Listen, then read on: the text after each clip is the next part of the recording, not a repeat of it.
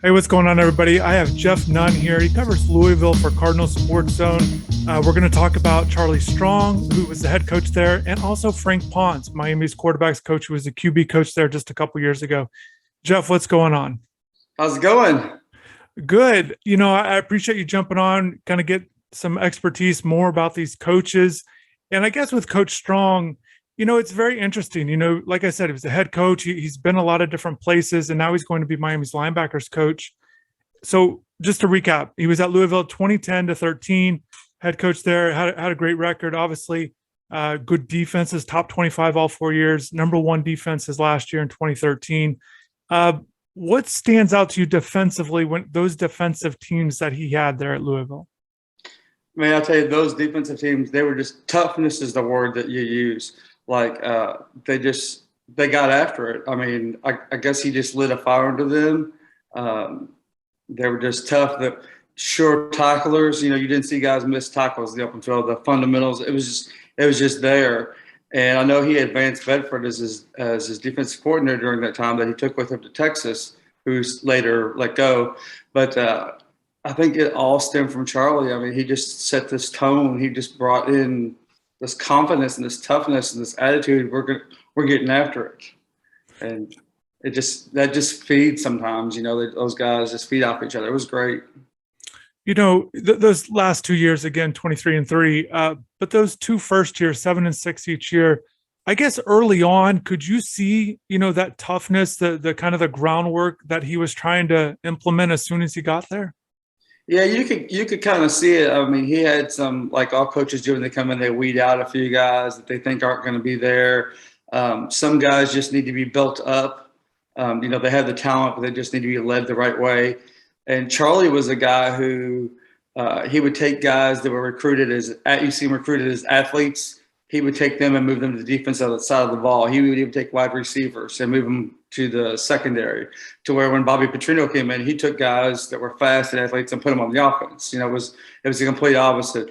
But yeah, Charlie he came in and it took him a little bit to get where he wanted, but he had to bring his guys, and he's got the pipeline from Florida, and Louisville was loaded with Florida kids, and it took him a couple of years to get them in. I mean, they weren't terrible years, but yeah, you could see it building. You could see what he was building, which always gives you hope for the future. You touched on toughness that this team those teams had. Do you remember what Coach Strong did to kind of get that out of them? Maybe how do you get a tough team if you're a head coach there? I don't know exactly what it was, but when he was in the locker room, he commanded that attention to him, and he had that attitude in his voice, just speaking to him. He pumped him up, and just the way he celebrated with him. It was just a little bit of everything. And I think it was a lot of the schemes that he ran too that helped him toughness. Like once they got a little taste of it, and they could see they're successful, they just fed off of it. What do you think were some priorities for him as a coach? Where you've got to do this to play for him, some things like that. Again, as a coach, there's some non-negotiable things that you have to do some things right in order to be on the field. What do you know what some of the things that he preached, the points of emphasis that he had as a coach? Just that work ethic. You don't have to be the best talent, but you prove to me you're working and you're getting better and you're going to get your spot. It just, and I guess that's where some of the toughness came, that work ethic he had. He was all about it. Yeah, and specifically a linebacker, there were 3 guys that ended up getting drafted, kind of linebackers that played under him, Preston Brown, DeAndre Mount, and then Lorenzo Molden, just kind of different styles of where they played on the defense. What stood out to you about those guys? They just had that motor. And Lorenzo Molden I got to know him a little bit. He was just one of those guys that he committed to like South Carolina, and they pulled his commitment, and he didn't have anywhere to go. And Charlie picked him up. Charlie had recruited him before, I think, and he came with this attitude, and Charlie just fed into that and turned him into a player, just a flat out baller. It was all determination. Preston Brown was one of those guys. I'd be sitting there at the games, and everybody was like, God, Preston Brown is always out of position, but he always made the play. It's because he was everywhere. He he wanted to go. And I don't know that he was out of position because I didn't exactly know what, enough about the coaching aspect of it, but people would always say, man, he's never in position, but he always made the play. And he was a good one. And I assume, again, having good defenses once again led the country in defense in that 2013 season. They go 12-1. It was obviously a huge year coming off the 11-2. So just a big 2-year run there. What stood out defensively? You touched on toughness and kind of things they brought on defense. I guess where do you feel like they were best at, as a defense, either linebackers or other groups? What were they doing so well? I think it was the linebackers. The D line was a big part of that too. But those 4 years that he was here, those 2 years we were top. I think we were top 25 in defense all 4 years. But 2 years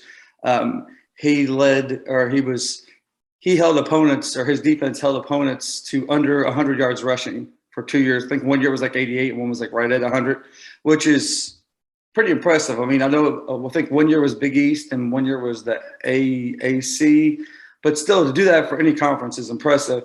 He came in with that 3-3-5 defense. And then sometimes on third downs, he ran this defense. I think he called it like the psycho defense, where he would have all 6 guys, all 3 linebackers and all 3 D linemen up on the line, but none of them were in 3-point stands. They were all kind of up and they were constantly moving. And I think he called it the psycho defense. And it was just impressive. They just, they got it. You never knew whether they were coming or they were dropping back in coverage, but he had the linebackers that could cover as well as get in the backfield. And I think that rush defense was stout. So Frank Ponce was there 2019 and 2020, 2 years as a quarterback's coach. That's the position he's going to serve at Miami. He worked with Malik Cunningham, early in his career. Malik's continuing to progress. But what do you remember about, Coach Ponce and maybe him as a coach there, kind of working with Malik early on? He came in and he was just like a family man. He brought this culture, and that came with Satterfield too. That whole App State crew, they were all family oriented. We're building a family here, and it really resonated with the players. They needed, they'd been down. They came off a 2-10 season. They were down, and it really pumped them up. And Malik was one of those guys where he's just a phenomenal athlete, and he was having trouble throwing the ball downfield. His accuracy was off, and Frank came in and worked with him and really molded him into what he is today. I only wish that Frank could have been here a few years earlier with Lamar to see what he could have done with Lamar, because Lamar didn't have much guidance here other than Bobby, because our quarterback's coach at the time was Bobby's son, and it's questionable how much he helped Lamar or hurt Lamar. But I would love to see Frank, because Frank was pretty good. He was also the passing game coordinator. And I don't know if you're familiar with Tutu Atwell, who was drafted by the Rams. He got hurt and didn't play this year, but he got Tutu in positions where Malik could hit him easily. I mean, I don't know. It was his first year. It was amazing. Tutu was always open. The plays that they dialed up for him. We didn't run the ball a ton. Satterfield is a run first guy. But when they did pass, they got it to Tutu, and he was always open, and it was all part of that passing game. And I'm sure Frank had a huge part of that. I don't know how much, but they said it was pretty big. Yeah, of course. Remember Tutu, and obviously his standout high school career here in Miami. Just one of those great players, and did well against Miami when he got to Louisville. With Malik, you touched on it, kind of, as he continues to progress as a player. So coach had him for 2 years, both years he was starting. His numbers are impressive. He comes 2,000 yards, 22 touchdowns, 5 interceptions that first year. How have you kind of seen Malik kind of get better maybe in those 2 years under coach there? Where do you think he got better at?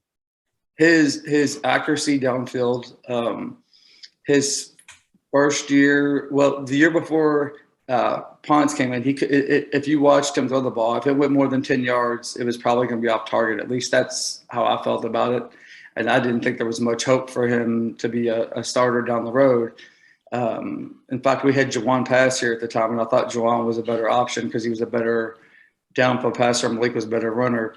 But Malik was a one read and run guy. He would look, and if his first read wasn't open, he would tuck and run. And they slowly got him out of that. And now he can still run. They still drop run plays for him because he can run. But they got him out of that. They got him to go through his progressions a little better, and his throwing downfield, his accuracy has improved tremendously. You touched on, his involvement as a passing game coordinator. You touched on with Tutu out. Well, were there other things that stood out to you with the passing game in general that you really felt like he helped with? I don't know how much he did help with the passing. There's nothing that I can say as far as scheme wise. I know his attitude and his support gave them more confidence, and I assume that helped out in it too. But as far as the X's and the O's, I'm not really sure how much he did. I wasn't privy to that. We always assumed that Satterfield called all the plays and that he ran that. But if you have the title of passing game coordinator, there's at least something in some meetings where he's drawn up, hey, I think we can get this here or whatever. But I'm not sure how much he contributed to that, but I would be happy if he was still on our staff. Yeah, and I know Miami fans are excited too. And App State, kind of anywhere he's been, he's been an asset to the staff, and at Miami looking to kind of grow with the quarterbacks they have there. So, Jeff, I'm going to let you get going. I appreciate you taking the time, kind of drop some knowledge on these two coaches. It's going to be interesting to see how it works out for Miami, but definitely appreciate you and take care. I appreciate it. You guys are building a nice little staff down there. I like that.